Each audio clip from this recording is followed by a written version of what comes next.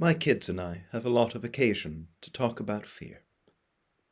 When you're young, there are a lot of things which can be frightening, whether it's a nightmare, or learning to ride a bike, or feeling anxious about the news.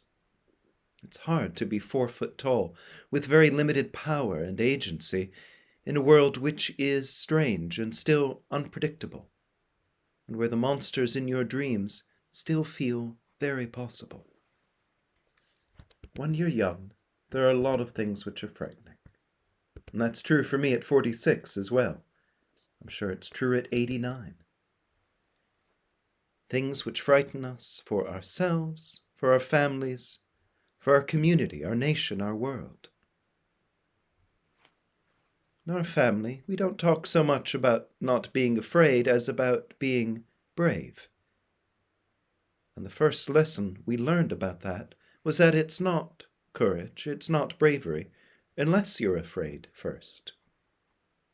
If you do something daring because you aren't afraid, it's either because you're in a situation where you know your capabilities and the risks and have no reason to be afraid, or you're pathologically fearless, or a fool rushing in where angels fear to tread.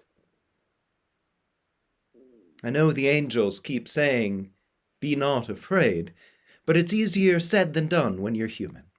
There is a lot to feel afraid of. It's not unreasonable. Certainly there was nothing unreasonable about Peter's fear in the midst of a raging storm. The things we are afraid of have good evolutionary reasons behind that feeling of fear. Fear's an important tool for our physical survival. We do not go running up to snuggle cave bears. We learn caution to protect ourselves, to protect others. Just as it was for Peter, some of the things we are afraid of are very real and very scary. We live in dangerous times of pandemic and violence. But some of the things we are afraid of are not real at all, or are not actually dangerous. A frightening dream, an hour of silence, an opening up of our hearts, change. But whether the things that frighten us are real or not, our fear is real, and all that fear can be debilitating, can rob us of agency. Some of us, when we're afraid, go into pill-bug mode, roly-poly woodlice mode, curling up on ourselves, shutting ourselves off from, everything, even from the still, small voice of God. Some of us, when we are afraid, make a lot of noise and fuss. Some of us get angry when we're afraid. The tempest where we cannot hear God, where we bluster and shout, take angrily to Twitter, to stir up hatred, threaten violence. Some of us hide away in noise or in addiction. Some of us preempt what frightens us, hurting ourselves or others so that we feel in control. We have all, and I'm pretty confident I can generalize about the whole human race here. We have all done foolish, stupid things which we regret now because we were afraid. Sorry, it's not just you. We've all done it, each in our own special way. Now, when my children are afraid, I can help them or I can yell at them to stop being afraid. The latter doesn't work very well, although we've tried that in my family for generations. Jesus knows that lesson is true for all of us, at every age. In response to Peter's fear, Jesus doesn't yell angrily or laugh at Peter for his lack of faith while he slips beneath the cold grey waves. Rather, when Peter begins to sink, Jesus reaches out and takes his hand, saving him from drowning and restoring him to his vocation as a disciple. And yes, at that point there is a gentle rebuke. Why did you doubt? because Jesus knows that Peter will need to learn courage for the days to come.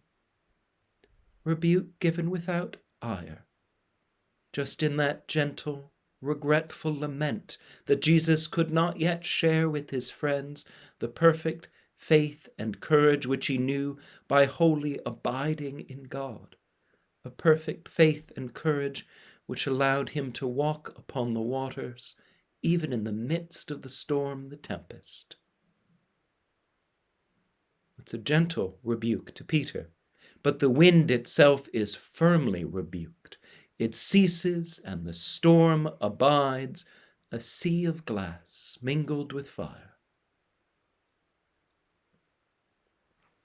Through the grace of Jesus Christ, God calls us to transcend our fear, that we might rise above the storms and deep waters of this world and know the love of God. And we will screw it up. Sorry, as I said before, it's not just you. We will screw it up. And in drowning, we will see more clearly Christ reaching for us. And he will.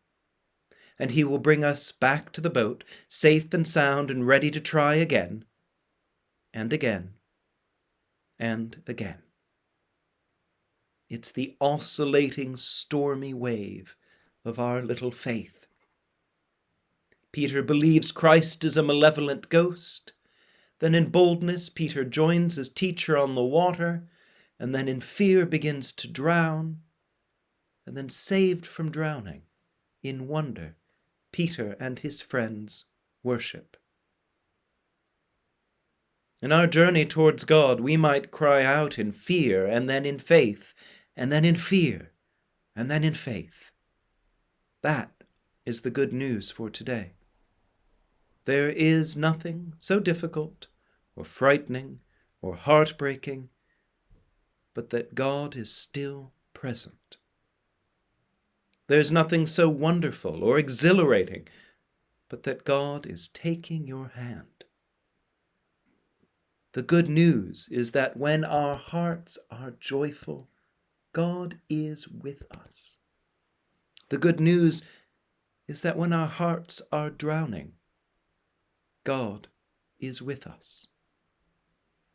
The good news is that God is with us, helping us to transcend our fears, to find holy courage, that we might live and share God's abundant life for the whole world. Take heart, Christ tells us. Take heart. It is I.